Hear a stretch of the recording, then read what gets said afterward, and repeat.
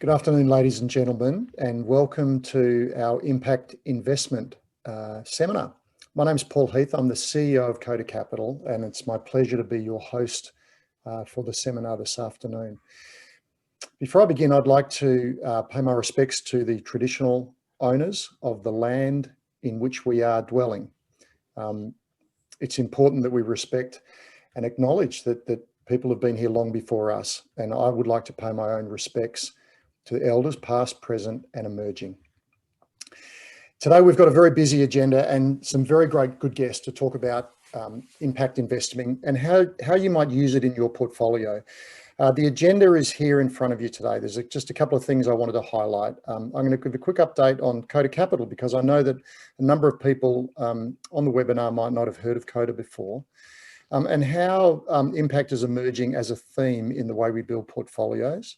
I'll take a few moments to introduce our two panelists, Zarmeen Pavri and Kylie Charlton.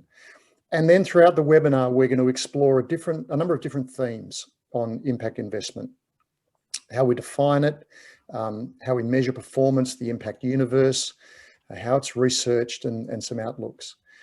A couple of little housekeeping matters before we get started.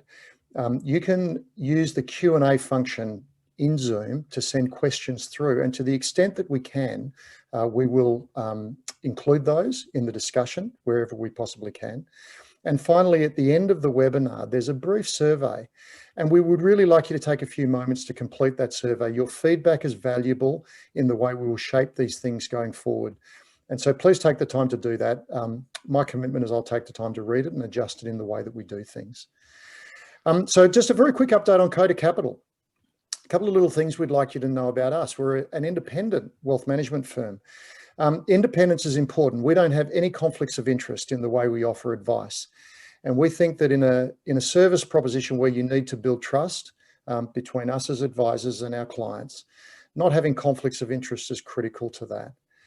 We look after a range of individuals, families, and non-profit organizations. And most of our clients are already financially secure, but we help them have financial peace of mind. And we do that through four key services: financial strategy and making sure that investment assets are in the right location, investment strategy, making sure that assets are deployed appropriately in all different manner across the world. Many of our clients have a philanthropic motive and we support them with that. And finally, helping families and the way money transitions through generations. And we call that our holistic advice offering. Koda itself is a substantial boutique. We're 80 staff. We advise on over $8 billion of assets. And we've been recognised throughout the industry as a high quality organisation. That idea of independence, holistic advice, and being large enough and yet small enough, a number of our competitors would say that they can do some of those things, but we feel we're the only one who can do all of them. One of the most important things is that we did a client survey late last year, and within that, there was an overwhelming interest from our clients to understand more about this emerging theme of impact. And that's really the catalyst for what we're doing here today. So very quickly, let me talk about my perspective on impact before we move on to the panelists. Impact and the impact of investments has actually been around for as long as there has been investments. But it's only recently that the industry has begun to recognize that the impact that an investment portfolio can have can be measured. And in fact, more importantly than that, you can actually be very deliberate and intentional about adding specific types of impacts into the investment world you do. So now there are really three dimensions for measuring an investment: the return that you should expect to receive, the risk that you will take in achieving that return, and then the impact that that investment might have in terms of the society in which we live or the environment in which we operate. And that's really what we're here to talk about today. It's that last dimension and how you can begin to reflect that dimension in investment portfolios. Today, the impact investment universe is maturing to the point where you can really find impact investment opportunities at all levels of the investment spectrum. And what that allows clients to do is build truly diversified portfolios. So we think there's a combination of awareness and also an emergence in the market that creates this opportunity. It's clear to us that that's being reflected in client inquiry on this matter. So there's a setup for the webinar. Let me move very quickly now to introduce the two panelists that we have. First of all, Zameen Parvari. Gin is not an adult beverage. It's the Global Impact Network. And the purpose of that network is to support institutions and individuals who want to build impact investing on a global scale. Zameen has had 25 years of experience, and I won't go into any more detail about Zameen because I'm going to ask her to introduce herself as we go into the webinar. Kylie Charlton from Australian Impact Investments has been in and around the impact investment market now for over 15 years and specialises really in many of the local opportunities to invest in this space. The most important thing I can tell you about our two panelists, Kylie and Zameen, is that they are experts in their field, and we're delighted to have them here today. So with that as a setup, Zameen, welcome. Kylie, welcome. And why don't we kick things away, Zameen? I've done a very ordinary job, I suspect, of articulating GIN. Why don't you talk a little bit about GIN, the organisation? But also I'm interested in your personal journey to how you became involved in impact as well. Well, thanks, Paul, for having me in that introduction, and looking forward to being on this panel and sharing my experiences. And I suppose before, I'll answer in a minute who GIN is and what it does. But I thought I'd try and share, I suppose, the essence or the heart of the organisation and how it thinks every day. So I'd like the audience to just imagine with me a world where capital flows easily to the most intractable problems in the world, where capital flows solve the biggest environmental problems or are allocated to people that most need it. Capital is deployed into solutions that address water scarcity, energy inequities, education, hygiene, and essentially imagine capital could find its way to the world, to addressing the world's hardest to-do list. So with that, GIN is working to accelerate that vision, what we just imagined. And we call this impact investing, and where investors intentionally target social and environmental outcomes. And our work is really about how to make this happen faster than it would otherwise happen. So in the formal sense, GIN's a non-for-profit organisation. It's dedicated to increasing the scale and effectiveness of impact investing around the world. It's one of the earliest pioneers, and it basically acts as a think tank, a global think tank on the subject of impact investing. It does standard setting, it's a market field builder, and builds the critical infrastructure, the activities, delivering education to investors and the marketplace, doing global research, and doing the standard setting for impact measurement and management, and helping accelerate the development of the coherent impact investing industry. So that's a little bit about the GIN. And in terms, Paul, of my personal journey, 25 years in the financial services industry. And if I look back, I transitioned into the impact investing space around probably 6-7 years ago. But I came from the most pointy end of town in terms of capitalism and hedge funds, alternatives, and had several leadership roles in funds management. And I suppose probably 8 years ago, came to that realization, or an awareness started to happen, where it was working long hours, making lots of money for very few people, and really questioning that, what's my own impact? Have 2 girls, 2 daughters, now adults. And I think I'll have to blame my mum and dad, as every child does, about my heritage and my upbringing. And it became more apparent, I suppose, for myself, coming from Pakistan, a migrant who came in 1974, where the White Australia policy had just ended. And so growing up here was interesting. And going back to Pakistan and India, you know, throughout my childhood and even adulthood, visiting relatives, the grounding became very much in front of mind. And as you go into those developing countries, you see lots of inequity, and you then come back to Australia, and you feel an immense sense of gratitude of, you know, just being a woman, a girl, having education, having safety, you know, all the luxuries that we actually do have. And so with that gratitude also then comes this huge sense of dislocation between head and hand with the heart. And so probably, yeah, around the 8 years ago, I started to find myself very dislocated internally, and then found some random investment on cataract bonds in India. And I really was fascinated at how you could make a return and connect it to real world issues and solving real world problems. And essentially, you know, 6 years ago, I left from Pengana Capital and resigned suddenly.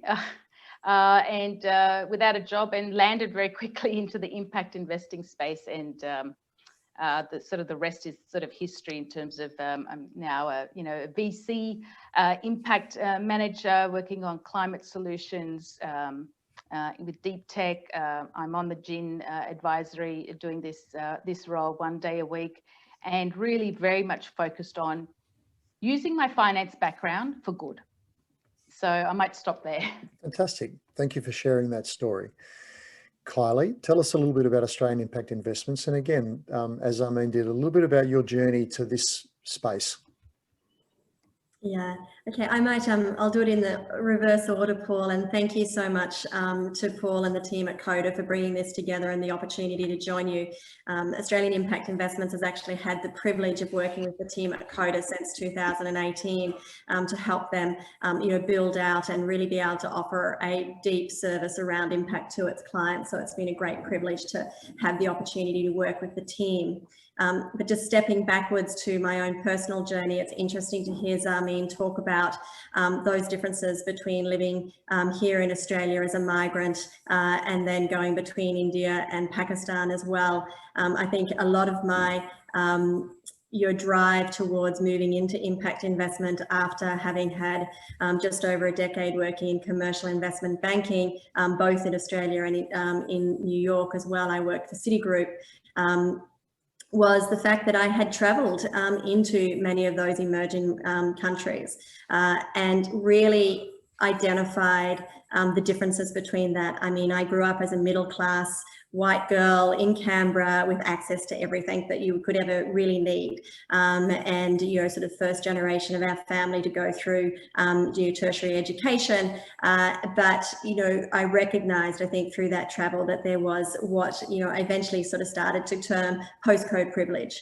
And it was just purely by the fact that I was born where I was born, to the family I was born, that I had these privileges and opportunities. And so I suppose I took that as somewhat of a challenge to say, well, actually, how do you use these opportunities to be able to create something which is, in my instance, is more than building a toll road or financing a mining project or privatizing another asset in Victoria, which is what I was actually doing, and taking those finance skills to doing something which was more purposeful. And so I did that in 2004 or 2003, really. I went off and did my MBA.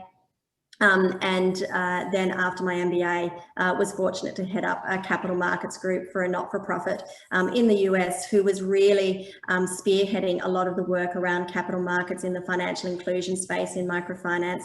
That company was called Unitas Labs, and from there spun out a whole range of interesting things, including a company of which I'm a co-founder of called Unitas Capital in India, which has intermediated about $2.5 billion US for about 120 companies now across different impact areas, private debt, private equity, venture capital, and sort of tapping into boutique investors around the world, but also what increasingly over the last 12 years, since that company was launched, has become mainstream investors as well, looking for opportunities with the companies that we're working with.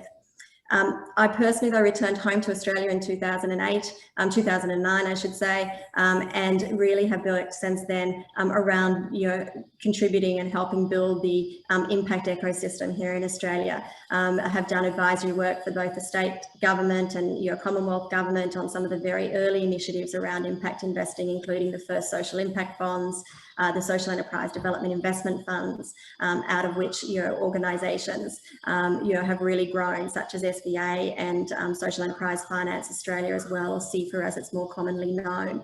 But in 2013, after having our daughter, really sort of sat back and well, where is the gap in the market? And one of the biggest gaps in the market was that people were saying, we want to engage in impact investment, but we don't know how. We don't know where to start.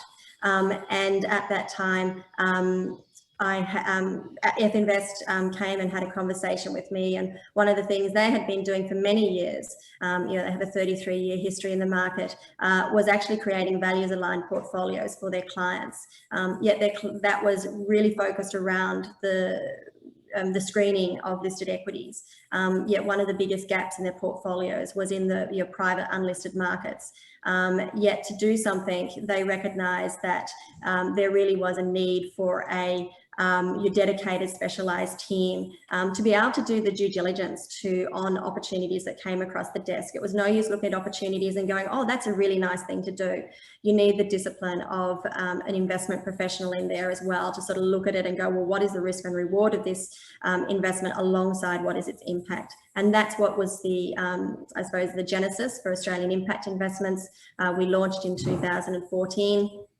You can effectively think of us, the best way to think of us really as an impact asset consultant. And so we work with the likes of Koda and other clients to really help them be able to identify high quality impact investment opportunities. And so since 2014, when we launched, we've shifted about $112 million worth of capital to 53 investments. Those investments have been selected out of a pool of looking at opportunities which number close to about 470 opportunities now. And as you can see from the slide in front of you, really diverse opportunities across both social and environmental themes, across asset classes, across domestic and international opportunities. And then, increasingly as the language came into the market, they are contributing to progress of the UN SDGs, and we touch on 10 of those 17 SDGs. Fantastic, Kylie, thank you. And what I'd like to do is pick up on a particular theme that both of you spoke about, because you've both come out of the hard-nosed investment world of a for-profit, and you've talked about how something within your value set drew you to impact. So within that context, I want you to talk, please, and Zameen, I'll get you to kick away with this. Tell us what impact is not, because it's not philanthropy. And what's the trade-offs here between doing something that has an impact and doing something that has a financial return? Sure, great question. And let's start with what impact investing is not, and really debunking some of the myths out there, and that's probably a great starting point. So as Paul said, it's not philanthropy. Impact investing is not limited to small investments. It's not just about social impact bonds. It's across asset classes, as Paul mentioned before. And it doesn't mean actually that you have a trade-off between financial return and impact. And also the myth that impact investing is not inherently risky. So I'd like to start off with that. But what it is, so our definition, Jin's, probably the definition of impact is, there are investments with an intention to generate positive, measurable social and environmental impact alongside financial returns. They can be both in emerging and developing markets across asset classes, and the target returns, there's a range, anything from below market rates to market rates, risk-adjusted market rate returns, depending on the investor's strategic goals, investment objectives and purpose. And I suppose one of the biggest issues we do find with this trade-off is the confusion around responsible investments. There's a lot of terminology, ESG, sustainability focused, but there are some key characteristics of impact investing, and they are intentionality. That's really key. There's a measurement, as Kylie alluded to, really having a disciplined approach to measurement and management, and measuring it all with a very good thesis, an impact thesis, just like you have with an investment thesis. And then lastly, the transparency to avoid impact washing. But in terms of the performance, we know that over the, this graph that's been shown up on your slides, we know from our research that we did a 2020 annual impact investor survey recently launched, and the data shows there is strong performance across the impact investing market, and that has actually been also a critical driver to market growth of this space. So impact investments have been performing well, and in terms of the respondents that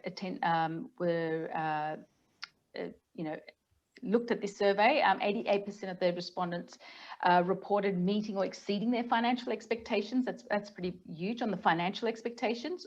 And then on the impact performance expectations, it was around 99% of their respondents had said that they had met and exceeded their expectations on the impact performance. So we know for a fact that there has been a lot of research, academic research, that also shows that incorporating environmental, social, and governance factors alongside financial performance, there is positive impacts on both sides. So I might just stop there. Sure, thank you. And there was a bunch of things that you sort of raised in that, Zameen, which we're going to get throughout the how do you measure this stuff? And you used the term impact washing, which we'll talk about a little later on as well. Kylie, would you add anything to that? Because you pointed out that a lot of these things are catalyzed in a problem, an environmental problem or a social problem, but that creates an opportunity for superior returns, doesn't it? Yeah, definitely. And I think, I suppose if I think back, through my career and involvement in this space, it was interesting when I first started working in this space, I was focused very much on microfinance. It was in the early 2000s. There had only been one or two sort of commercial microfinance deals done there. There was a perception that it was extremely high risk, that any return was going to be concessionary because you couldn't possibly get a return which would be commensurate with the risk that you were taking. And the involvement at that stage was very much left to the development financial institutions and high net worth individuals who were sort of on that cusp of, is this philanthropy or is this actually investment? And I think over time, and when we look back at it, this has really now been a 15-year history within the financial inclusion space, is that we have seen it very much proven out that perception of risk was wrong, basically, in terms of the risk was actually much lower than what people perceived. And we have seen a crowding in of capital in terms of, we now have major pension funds around the world invested in financial inclusion instruments, whether it be at the senior debt level, whether it be at, within the venture capital space. And we have seen exits be able to be achieved as well. I mean, we launched one of the very first venture funds within microfinance under Unitas in 2006. And, we really didn't know at that point in time as to, how that would go or where we would see exits. That fund actually, for its vintage, has performed in the top quartile. It's returned its investors about 24%. And so that, to me, really, sort of proves that, in terms of what Paul said, these opportunities that we start to see, that there is an opportunity for investors to recognise and to go first and to prove up what the problem is, what the solutions are, so that then other capital flows. And I think going back to that point of what, the difference between philanthropy and impact investment, and why impact investment is so needed, really, is the fact is that we know that philanthropic and grant capital from sort of public authorities and governments just simply isn't sufficient to actually drive the solutions that we need. So if we think about it from a climate change perspective, which is the obvious one to think about in the current climate or in the current environment, is that it's there is incredible opportunities to invest and to drive the transition, both from an impact perspective, but also from an economic perspective. The economics of renewables are such that it doesn't make sense for us to continue in the historical manner that we have generated electricity previously.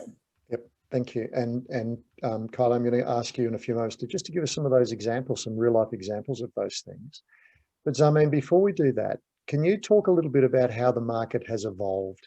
Kylie talked about beginning with a little microfinance, whereas we spoke at the top of the webinar about the fact that this is really a mature, it's still very new, but it's significantly matured, hasn't it, in terms of the space and the opportunities that are there? Yeah, absolutely. And if we can go, there's a size of the market slide there. The most recent market sizing that Jin did estimated, a US of $715 billion, which is equivalent to over $1 trillion Australian dollars, with participation over 1,700 impact investors. And so the market size is growing by 17% actually over the past 4 years.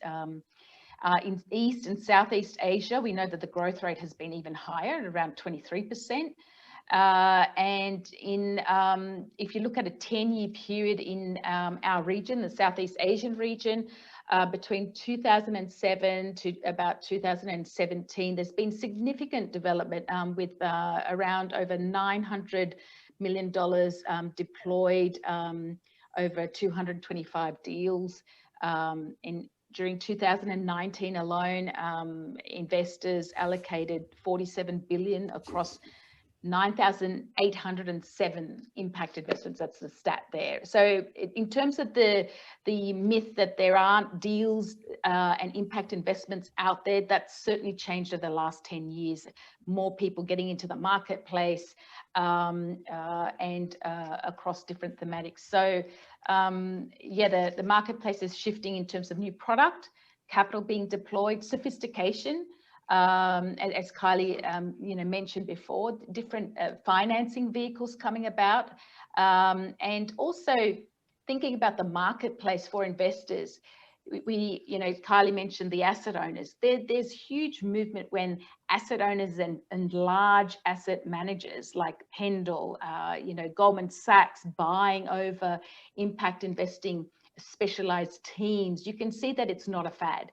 When the mainstream fund managers get involved, it means that there is enough opportunity to make money, as they do, but also really looking at the investor needs, the consumer demand, the tail and headwinds that are happening in the marketplace, and to try and address. So we're seeing some really exciting things from moving from niche to mainstream.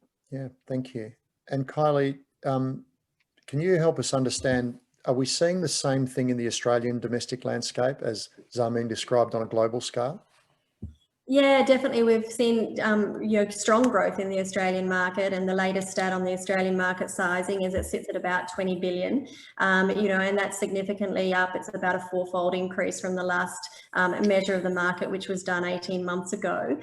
So definitely significant growth. A lot of that has been in green sustainable bonds, which we sort of see as slightly different, I suppose, within sort of the market for impact, but it is still impact investment. So we've definitely seen growth in the Australian market, and we've seen a big increase in the product set available as well.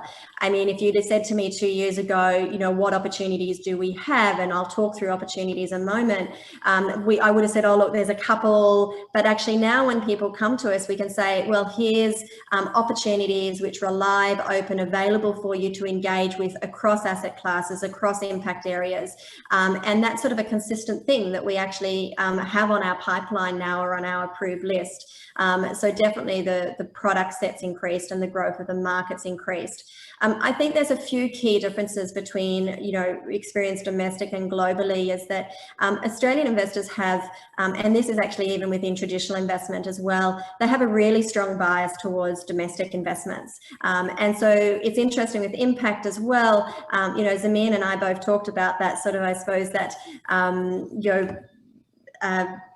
catalyst being that difference between emerging markets and developed markets, sort of, equality in many ways. But Australian investors, typically in the impact space, we see that they have nearly a priority, an order of priority in terms of saying we wanted to engage in impact in the Australian market first. We then go to emerging markets, and typically that's Asia, because we know that it's sort of our back door. If we even look at our migration patterns into Australia as well, obviously we have a very large proportion of Asian migrants as well, and so there's sort of a natural tendency to go to emerging markets in Asia, and then you sort of go to developed world opportunities as well. But not many people really, to be honest with you, and apologies if this offends anyone on the webinar, but wants to build affordable or social housing in London. They want to do it here. They want to solve the problem here. So I think there is that domestic bias that we see in Australia. Internationally, investors have typically, there's been a heavier weighting towards flow through to emerging market investment. That's the first difference I would highlight. The second one, I think, in Australia is it's been somewhat slower for champions to emerge in the Australian market. I think back to when I started working in this space, and I spent from 04 to 08 in the US. We really were seeing at that stage some pretty significant pools of capital starting to flow to impact, particularly around the sort of, the tech boom and the sale. And so you saw people like Jeff Skoll and Pierre Amidio, when they sold eBay, really drive down into what is impact investment and start to set up foundations to actually direct capital in this way. So in Australia, we've seen that a little bit slower for those prominent names to emerge. So we don't have the sort of Rockefeller Foundation or the Ford Foundation, which has sort of popped up and said, we're going to do a strategy and we're focused around impact investing and making sure that everything we do is positive impact. Recently, though, we've seen people like the Paul Ramsey Foundation come out and do that, and increasingly also a number of family offices as well are really thinking very deeply about that, how they integrate impact within their portfolios, which is also driven by the change in generations as well. We know that a lot of the demand for impact investing is coming from that new generation, sort of the shift of money to the millennial generation, as we sort of term it. The last one that I would also say, and is somewhat, I suppose, related to that lack of champions, has been that our institutional engagement in Australia has also been limited or constrained and slower to occur than what we've seen internationally. And I think part of it is the size of our market, was the inability, sort of products which were available, particularly when you think about my comment on domestic bias, that, this products which were there just weren't sufficient to be able to absorb large quantities of capital as well.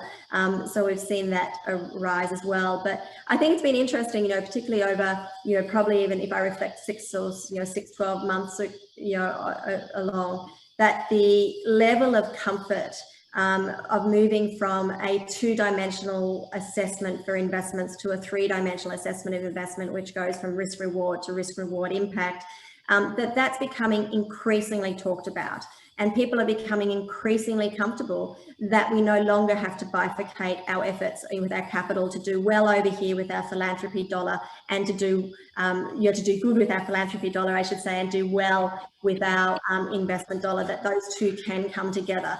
And so it's been great to see significant movement in that conversation, I think that's only going to continue. And I can tell you that we would echo exactly that in terms of what we're seeing from our clients. So we're going to move shortly into giving some practical examples, which will put some flesh on it. But just quickly before we do that, Zameen, we've got very well accepted measurements for return. We've got very well accepted measurements for risk. How do you measure impact? What's the frameworks that you use to determine that in a measurable way? Great question, and one that gets asked a lot. It feels very wishy-washy, especially on the social side of things. The environmental side, we have got some more environmental metrics and science-based targets, etc., which are easier to understand, easier to measure. But we have seen an evolution in the impact measurement and management and the tools and the frameworks, especially over the last 10 years. We've seen sophistication in globally, and we're seeing, say 10 years ago, when we did a survey, we found that 85% of impact investors at that time were just using very proprietary frameworks and systems, fragmented, piecemeal. A decade later, we're seeing 90% of the market using external frameworks, tools, recognized frameworks, and metrics. So from a standardization point of view, the marketplace has shifted a lot and developed. The top 3 measurement frameworks that are being used globally by impact investors are obviously the United Nations Sustainable Development Goals, the SDGs. That's commonly talked about at the company level. They're using that to create a true north, if you like. We've seen the use of the IRIS Plus metrics, which is the GIN's standardized metric system, and that's been developed over and aggregated over 50 plus standards across the globe into one system. And we also have various other tools and frameworks that are going around, and it's impact management project talking about 5 dimensions. So there are multitude of frameworks, tools, guidelines, and one thing that's really interesting is some of these things have been not done by just an industry body. It's this collaboration of network, a consensus that's come together, and using 2,000 impact professionals coming together and saying, what does impact look like? What does that mean in terms of common understanding, and how are we going to talk about it and measure it? So there are multitude of tools and processes and frameworks, and having specialists like Kylie really do the due diligence on demonstrating what impact is, as opposed to that fine line of saying it's investing for impact as opposed to impact investing. And there is a fine difference, and specialists like Kylie can certainly differentiate that and call those things out. Yep. So Kylie, why don't we segue now to you and talk about how you diligence these things, and perhaps this might be where you can give some real life examples of strategies you've looked at, strategies you might be looking at today that can help make this real, these concepts about impact investing for clients against those frameworks and measurables that Zarmeen just spoke about. Great, thanks, Paul. Yeah, so really happy to talk through that process. And I think, when I gave the introduction to Australian Impact Investments, I said, the reason we were set up was to provide that dedicated skill set to analysing transactions. It's not good enough just to look at the brand of the transaction or the name of the transaction or the fund and sort of say, oh, it's got impact in it and it's impact. That doesn't actually hold a lot of weight.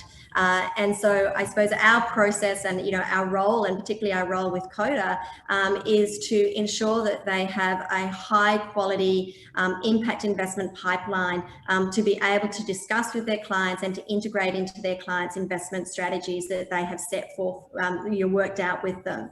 And so we approach everything that we do throughout our due diligence process using a 3-dimensional framework of risk, reward, impact. So on the risk side, we're obviously looking at the robustness of the investment thesis. What's driving the investment? Why is the investment being done? We're looking at what risks there are, how those risks are managed. Is the team actually capable to manage those risks as well? Are they internal risks? Are they external risks? What factors are going to drive those? We then look at the return, and as Zarmeen said in her comments, that returns in impact investing can go from, sort of below market, or we term them concessional, through to risk-adjusted market rate returns. And then we also had the conversation about impact alpha as well. Does impact actually give you the opportunity to outperform markets also? So we look at the return, and then we obviously look at the impact. And when looking at impact, I think the critical aspect for us is to say, actually start with the problem. So many people want to shoehorn investment into a solution or into a problem, yet we actually start with the problem and say, what is the problem that is looking to be solved, that the fund manager or the organization is looking to solve? Is it a real problem? And is the solution that they are looking to implement with the capital that we're going to deploy, is that a solution which actually has real likelihood of success? And so they're the things that we're looking at, and then we look at the measurability, and we also, intentionality is absolutely crucial for us as well, to ensure that there is integrity and authenticity and impact. And so on the intentionality side, and it's really interesting as we see the market develop and more players come into the market, when you look at it, the market initially was very much boutique impact investment managers, and now what we're seeing is mainstream managers start to move across to the impact side. And so really looking at that intentionality and understanding, what is driving, this product coming to market, and is the team truly incentivized to ensure that the impact is created alongside the financial return as well. So we, and the slide which has been put up in front of you now, I'll just sort of focus on those three, I suppose, middle boxes: the origination, due diligence, and the investment recommendation, and how we approach those. In terms of the origination, our goal is to be in the market to make sure that at the top of our funnel is the widest we possibly can get it, because we want to make sure that we are looking at all opportunities coming in so that we can really identify those high quality ones. We are comparing and contrasting opportunities all the time. We're looking at the evolution of product as well. We're taking lessons and learnings from prior product into our analysis and thinking. So for example, social impact bonds, which have been mentioned previously in this call, is that the fact that we were looking at opportunities and taking lessons from, we've just looked at a bond, we're taking lessons from the last 10 bonds which have been done in the market and saying, well, how does this compare and contrast? So our origination side is to make sure we get a really wide funnel, and that's very much from our networks, it's very much from our reputation in the market, so that people, come to us. And often we have managers come to us and saying, we're thinking about creating this product. What is essential for it to be successful with clients? And so we do feed into I suppose your market development of the product as well. But ultimately, then we're doing due diligence on product. And in that due diligence, we run a 3-phase due diligence process. We do a pre-screen to sort of say, is this the real thing, basically? And then we start to move through a detailed desk due diligence, and then also a third-party due diligence where we're tapping into experts, we're tapping into, we're talking to the managers, we're talking to the parties that they're working with, and all the key parties within the transaction. We may be talking to other investors. We're looking at their track record, their performance, etc. So all the things you would expect anyone who is looking at an investment to be looking at, we do. And one of my colleagues often says, well, we put aside the impact for a moment and we just focus on the risk and reward, and we really look at, does this stack up? Is it going to, can we ensure if we make a recommendation that capital is going to be protected, and that the target return, and when I talk about target return in impact investment, I talk about it from a financial perspective and from an impact return perspective, is there a high likelihood that they will be achieved? And then we're also looking at, what's its characteristics and where does it fit within a portfolio as well. So that's sort of the process that we go through from a due diligence side. But, as I can't emphasize enough, I suppose, that it is, every, conversation that we have is framed around those 3 dimensions of risk, reward, and impact. Ultimately, we make a recommendation to our investment committee, which comprises 2 of our team plus 2 externals as well, and we come down to whether we approve or don't approve the product for recommendation to our clients. And it's on that piece of recommendation that the advisors of Koda then are able to sit with their clients and have an informed discussion about the opportunity of an impact investment, and to say, well, this is its pros and cons, its characteristics, and this is how it fits within your portfolio. And if we move through, Paul, you're happy for me to go on to examples? Yeah, that would be great, Kylie. And if you could try to put it into 2. One, an example of an impact that has a social benefit, and perhaps an example of an impact that has an environmental benefit. Yeah, definitely. And so we, as I say, these recommendations then go through. There's a detailed advisory report which sit behind them. But what you have in front of you now is 6 opportunities which are either approved by us or currently in very detailed due diligence stage as well. So all have been approved with the exception of the Clean Energy Infrastructure Fund, which is listed on this page. But, picking up on what Paul's request there is to sort of let's talk about a social opportunity. So if we go to the top right-hand corner, the Australian Unity Specialist Disability Accommodation Fund, which is what SDA stands for. As many of you on the call will be aware that in 2013, the Gillard government approved the establishment of the National Disability Insurance Scheme, or the NDIS. And part of that is to actually ensure that people living with disabilities have access to appropriate accommodation which is fit for purpose. And at the moment, the estimated shortfall of that accommodation sits anywhere, depending on whose research you look at, anywhere between about 35 to 50,000 houses for people with disabilities. And so there's a real opportunity to create, start to close that demand-supply gap. And that's really what the Australian Unity Fund is looking to do. There's other funds in the market as well. There's the Synergist Fund, which we also have on our approved list. It's not here. And then also you'll see down in the bottom right-hand corner here, something called the Impact Fund, which is a diversified fund, which is one of the first we've seen in the market offering diversified impact strategy. It also focuses, one of its focuses is on disability housing as well. But when you think about it, disability housing, it's a residential property investment opportunity. However, rather than relying on market rents, you actually have a cash flow from government coming through to your tenant, because the tenant is awarded what's called an SDA payment, which is actually what's being used to pay the rent on the properties that they're living in, which have been certified and qualified as being specialist disability accommodation. So that investment there, it's a 10-year investment. It is offering returns, sort of target returns of 7.5% to 9.5%. It launched early this year. It did a first close of 30 million. It will come back to market early next year.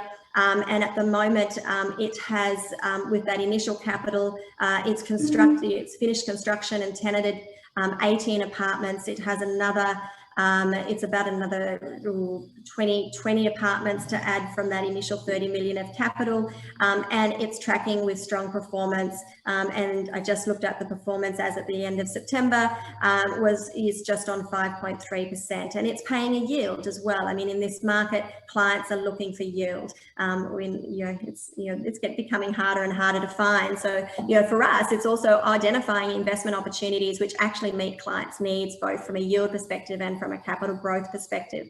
So that's around your social side. Yep. I'll move on to something on the environmental side, and I'll just touch on the Clean Energy Infrastructure Fund. As I said, this isn't yet approved by us. We're still going through detailed due diligence, but it really is reflective of an opportunity where it provides investment within the renewable energy space. And so Clean Energy Infrastructure Fund, it's managed by Capital Dynamics. It will be their 10th fund. They are one of the largest renewable infrastructure managers globally. This fund will actually be investing in renewable energy and storage assets and related infrastructure in North America. and it has a target or a return of 10%, and with a yield also, you're sitting around, and sorry, I'm recalling this off the top of my head now, the yield, but it's about a 4% yield target it has, and then the growth beyond that. And so these are a couple of examples of where investors can engage in their portfolio, and it's unlisted real market assets, which provide a real benefit of diversification also across the portfolio. That's great, thank you, Kylie. That's and that's the point, is now that there's a real genuine portfolio opportunity here. So I mean, I'm going to turn it back to you now. When you think about the development of the market globally,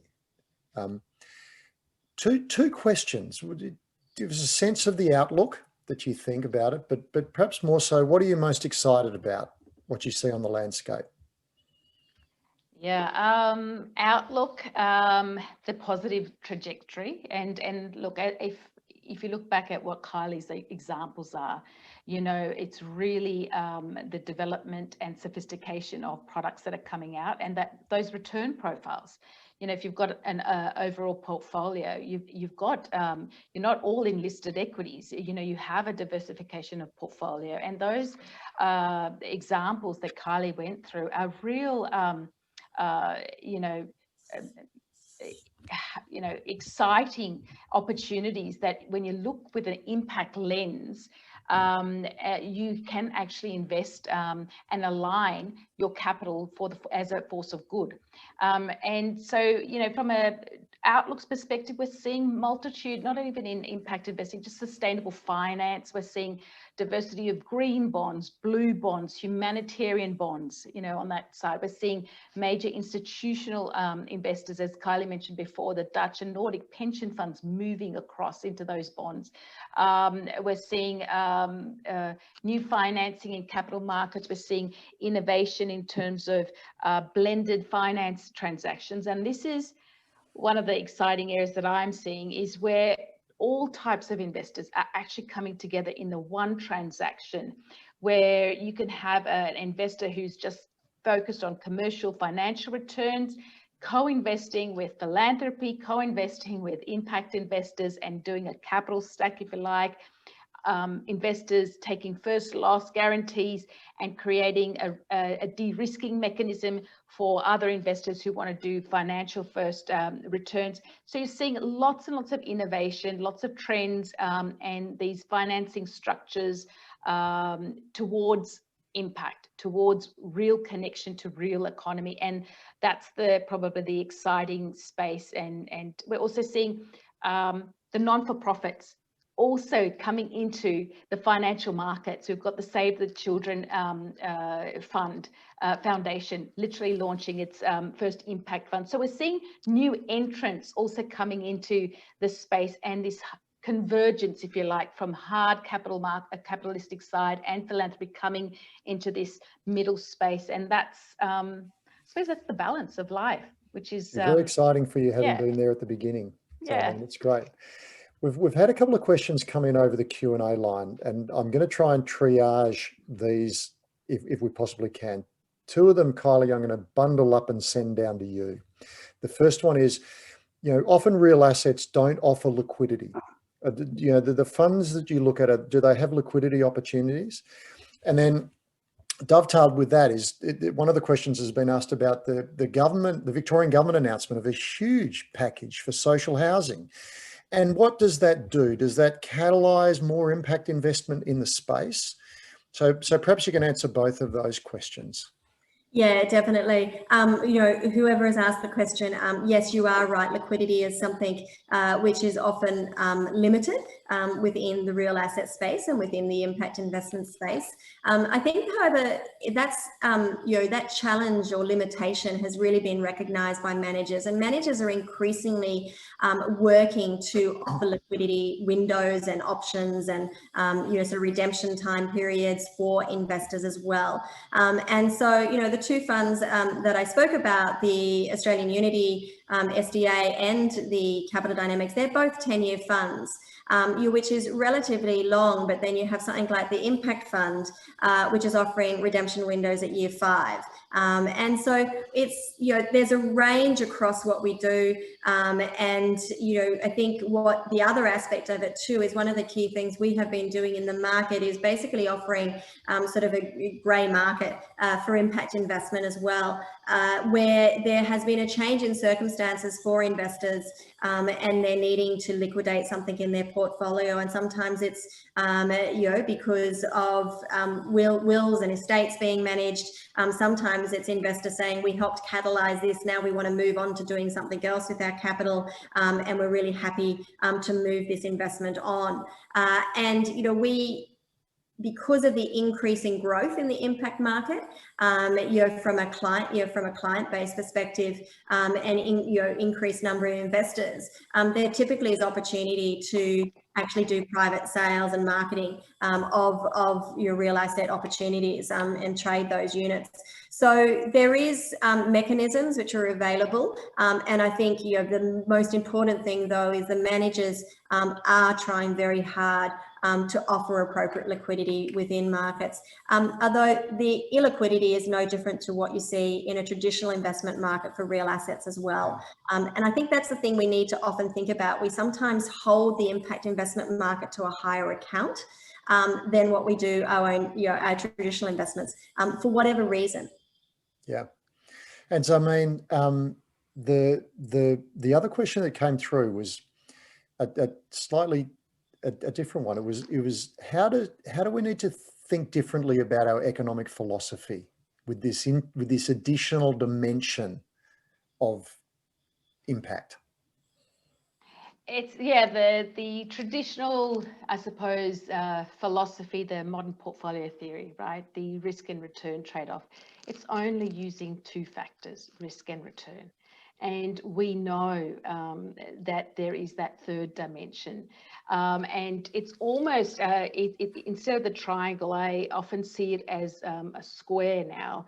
It's saying, okay, risk and return, financial risk and financial return is one side, but there is this mirror of impact alpha, as Kylie mentioned, and impact risk. And we know from tons and tons of research on ESG, academic research, that long-term value creation comes from looking at the environmental, social levers that can actually create real, substantial returns on both sides of the field. So I think there's going to be a lot of change in mindset. I mean, that's, Gin's come out to Australia. My role has been funded because of the breaks in the system right now of educating investors to try and look at things with an impact lens. And really, it can change. Like you can look at a property, you can look at a pharmaceuticals company in your portfolio, or A2 Milk is a classic example. You think it's doing great, but let's look at it from an impact lens, and you go, well, greenhouse gas emissions. And it actually, dairy industry, the vegan movement, you start to look at all the externalities and you can start to see real financial impacts on that investment.